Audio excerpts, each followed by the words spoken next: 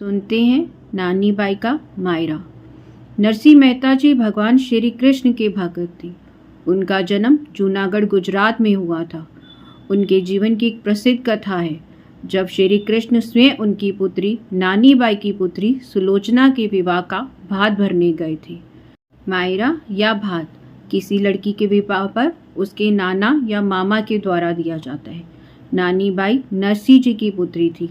जब उनकी पुत्री सुलोचना का विवाह तय हुआ तो नानी बाई के ससुराल वालों के मन में शंका थी, इसके पिता बहुत गरीब हैं, इसलिए वह शादी का भात नहीं भर पाएंगी।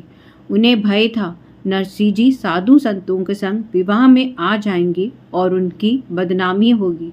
ससुराल वालों ने नरसिंह जी का विवाह में आने से रोकने के लिए भात के सामान की एक लंबी सूची बना दी।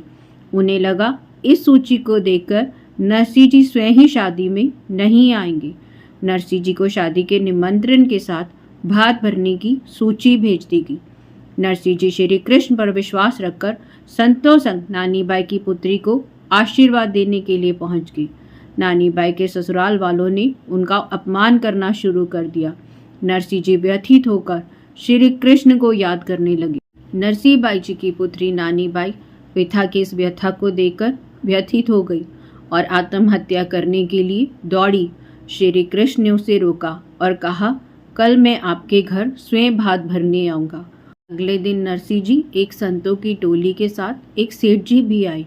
उनके साथ ऊंट और घोड़ों की लंबी कतार थी जिस पर बेहिसाब सामान लदा हुआ था। ऐसा मायरा इससे पहले कभी किसी ने नहीं देखा होगा और ना ही सुना होगा। कहते हैं नानी बाई के ससुराल वालों के सामने 12 घंटे तक स्वर्ण मुद्राओं की वर्षा होती रही थी। नानी बाई के ससुराल वाले दंग थे। ये सेठ नरसिंह जी की मदद क्यों कर रहा है? किसी ने सेठ जी से पूछ ही लिया, आप इस नरसिंह की इतनी सहायता क्यों कर रहे हैं?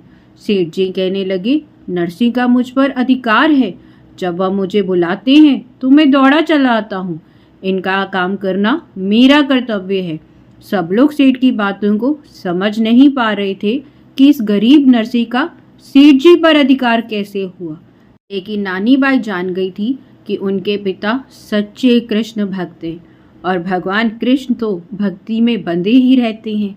इसीलिए उनकी व्यथा दूर करने के लिए स्वयं एक सेठ का रूप धरकर आए हैं। नरसिंह मेहता की कथा ये बताती है, अगर हम अपने इष्ट पर संपूर्ण भाव और समर्पण रखते हैं तो वह अपने भक्तों का कष्ट दूर करने के लिए स्वयं ही आते हैं। इसीलिए तो कहते हैं, अपना मान करे पर जावे, भक्त का मान न टलते देखा।